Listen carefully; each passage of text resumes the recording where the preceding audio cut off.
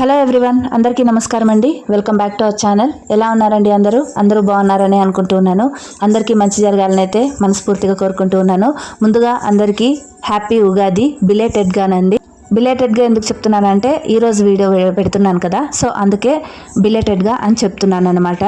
Video అయితే ఎక్కడ skip చేయకుండా అయితే చూడండి. మంచి అర్థము, అందులో అంతరార్థం కూడా ఉంటుందన్నమాట వీడియో అయితే ఉగాది పండుగ గురించి అండ్ టాపిక్ అయితే ఉగాది పండుగ ఎందుకు చేసుకుంటాము అనేసి ఈరోజు వీడియో అయితే నేను మీతో షేర్ చేస్తున్నాను.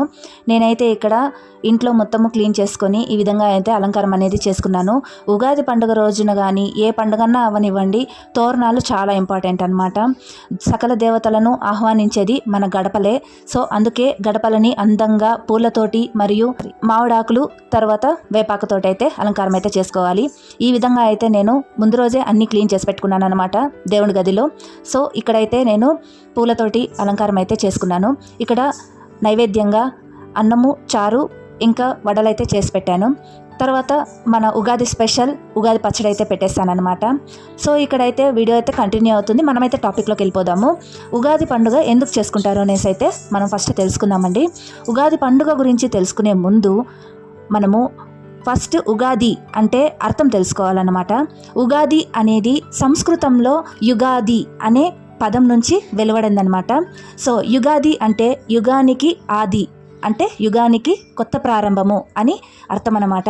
బ్రహ్మ మొదటగా సృష్టిని సృష్టించిన రోజుని ఉగాదిగా అయితే మనము సెలబ్రేట్ చేసుకుంటాము. ఉగాది స్పెషల్గా మనము ఉగాది పచ్చడి అయితే చేసుకుంటాము. అందులో 6 రకాల రుచులు అనేవి ఉంటాయి.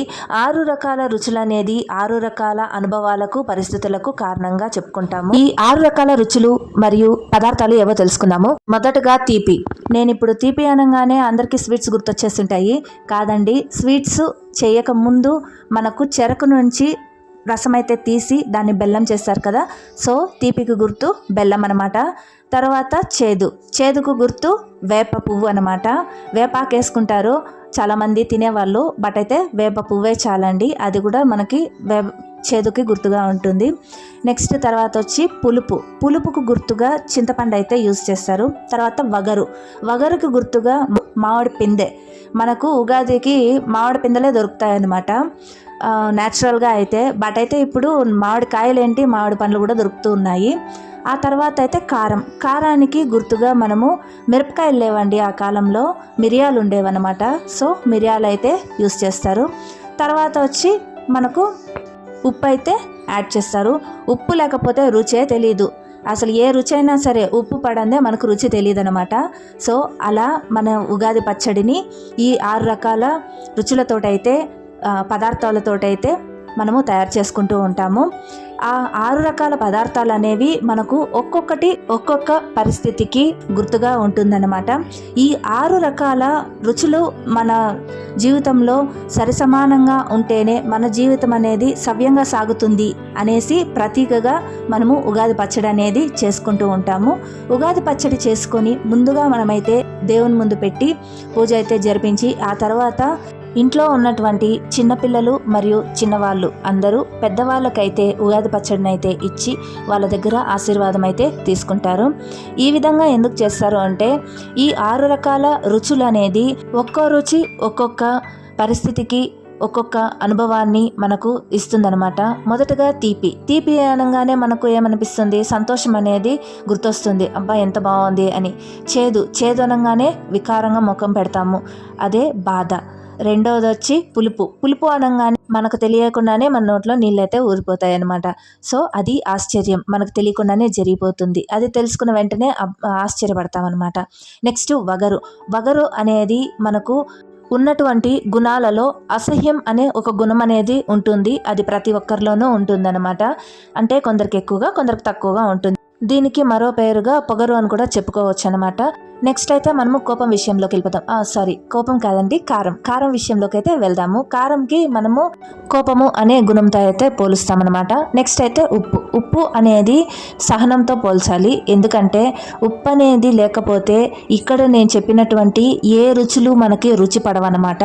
అవి చప్పగానో లేకపోతే పుల్లగానో లేకపోతే చేదుగానో లేదంటే తీపిగానో ఉంటాయి. అదే ఉప్పు సంపాలలో పడితే అన్నీ కరెక్ట్గా కుదురుకుంటాయి. అలాగే మన జీవితంలో సహనం అనేది ఉంటే ప్రతి ఒక్క పరిస్థితి మనకు సర్దుకుంటుందన్నమాట. సహనంగా ఉండమని చెప్పాననేసి మీరు సైలెంట్గా ఉండమనేసి అయితే కాదండి.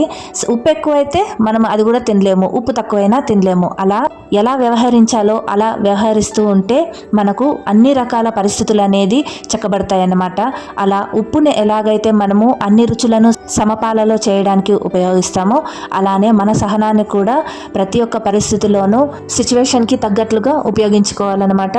అలాగే మన క్రోధాన్ని, మన ఆవేశాన్ని, మనలో ఉన్నటువంటి ఉక్రోషాన్ని, ప్రతి ఒక్క ఈ చెడు అనుభవాలని, గుణాలని మనము సహనము మరియు సర్దుకుపోయే గుణంతో అయితే ప్రతి ఒక్క పరిస్థితిని చక్కబెట్టుకోవచ్చు అనమాట. ఆనందం వచ్చిందని ఎగురు గెంతులేయకూడదు, బాధ వచ్చిందని కుంగిపోకూడదు. ఎప్పుడు కానీ ఏదైనా కానీ మనము సమపాలలోనే చూడాలి. ఆనందం వచ్చినప్పుడు కూడా మనము దాన్ని అనుసరించుకొని పోవాలి, బాధ వచ్చినప్పుడు కూడా దాన్ని అనుసరించుకొనే పోవాలన్నమాట. ఎప్పుడు కానీ ఈ రెండు విషయాలు గుర్తుపెట్టుకుంటే మన జీవితం అంతా సవ్యంగా అయితే సాగుతుంది.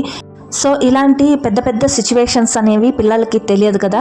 అందుకు గాను ఈ ఉగాది పచ్చడిని అయితే ముందుగా మనము నైవేద్యంగా సమర్పించి దేవుడికైతే అప్పచెప్తామన్నమాట. బాధ్యతగా నేనైతే వ్యవహరిస్తాను స్వామి, మిగతా అంతా నీదే భారము అనేసి అయితే మొక్కుంటామన్నమాట. ఆ తర్వాత ఇంట్లో ఉన్నటువంటి పెద్దలకైతే ఇస్తాము. ఎటువంటి పరిస్థితి వచ్చినా కూడా కాపాడాల్సింది, తోడుగా నీడుగా మెలగాల్సింది పెద్దవాళ్ళే కాబట్టి వాళ్ళకైతే ఇచ్చి వాళ్ళ ఆశీర్వాదం అయితే తీసుకుంటామన్నమాట. నెక్స్ట్ అయితే పంచాంగాల గురించి అయితే తెలుసుకుందాము. తెలుగు పంచాంగాలు అయితే ఇప్పుడు రాస్తారనమాట. అంటే తెలుగు పంచాంగంలో మనకు కుండలీలు అనేది వేస్తారు కదా. సో అది నెక్స్ట్ తర్వాత వచ్చి రాశి ఫలితాలు అనేది ఉంటాయి. వాటిని తర్వాత అమావాస్య తిథులు, పండగలు, ఇలాంటివన్నీ ముహూర్తాలు ఇవన్నీ కూడా ఇప్పుడైతే తెలుగు పంచాంగం అయితే రాస్తారనమాట. సో తర్వాత అయితే మనకి వసంత ఋతువు కూడా స్టార్ట్ అవుతుంది. వసంత ఋతువు అంటే మనం ఆల్రెడీ సరౌండింగ్స్ గమనించినారంటే మీకు తెలిసే ఉంటుంది. ప్రతి ఒక్క చెట్టులోనూ మొత్తము ఆకులన్నీ రాలిపోయి ఇప్పుడే చిగుర్లు అయితే వస్తూ ఉంటాయి. చూడడానికి చాలా అందంగా అనిపిస్తుంది. అదే సంతోషానికి కారణం అనమాట. ఈ ఉగాది రోజునే మరొక పద్ధతి అయితే పాటిస్తారు. అది ఏంటనేది నేను నెక్స్ట్ వీడియోలో అయితే షేర్ చేసుకుంటాను. ఈ విధంగా అయితే మేము ఇంట్లో ముగ్గురే ఉన్నాము ప్రస్తుతానికి. సో అందుకే మేము ముగ్గురము పూజ అనేది జరిపించేసాము. తర్వాత మా అత్త వాళ్ళు, మామ వాళ్ళు అంతా ఒక్కొక్కరే వచ్చి పూజ అనేది చేశారనమాట.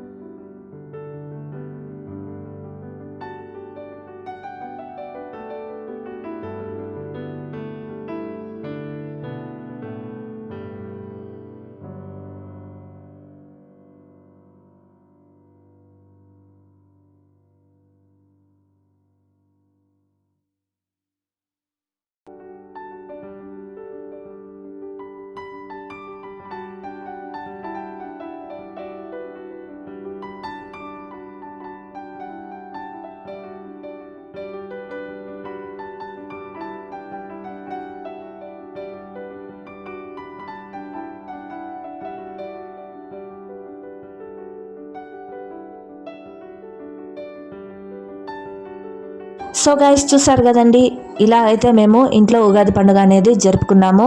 ఫస్ట్ అయితే పిల్లలకి నేను తీర్థాలు అయితే ఇచ్చి తర్వాత ఉగాది పచ్చడి అనేది ఇచ్చాను. తర్వాత తీసుకొని వాళ్ళకి ఆశీర్వాదం కూడా ఇచ్చేసాను. వీడియో స్టార్టింగ్లో చెప్పినట్లుగానే నేను ఉగాది పండుగ యొక్క అర్థము, దానిలోని అంతరార్థం కూడా చక్కగా చెప్పాననే అనుకుంటూ ఉన్నాను. ఈ వీడియో కనుక నచ్చినట్లయితే లైక్ చేయండి, షేర్ చేయండి. ఫస్ట్ టైం చూస్తున్న వారు సబ్స్క్రైబ్ చేసుకోండి, మంచి కమెంట్ కూడా చేయండి. Thanks for watching. నమస్కారం.